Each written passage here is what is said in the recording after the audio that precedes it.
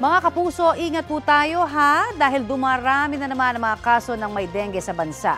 Simula po noong Enero hanggang Hunyo 15 ngayong taon, mahigit 77,000 kaso ng dengue na ang naitala ng Department of Health.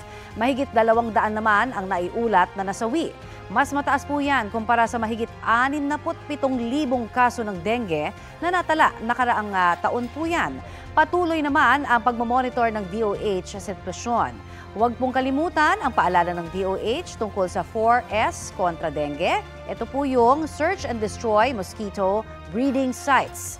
Self-protection measures gaya po ng pagsusuot ng long-sleeve shirts at paggamit ng mga mosquito repellents at seek early consultation at maging po itong support fogging o spraying doon sa mga lugar na may dengue outbreak. Kapuso, para sa mga maiinit na balita, mag-subscribe sa GMA Integrated News sa YouTube. Sa mga kapuso naman abroad, subaybayan nyo kami sa GMA Pinoy TV at sa www.gmanews.tv.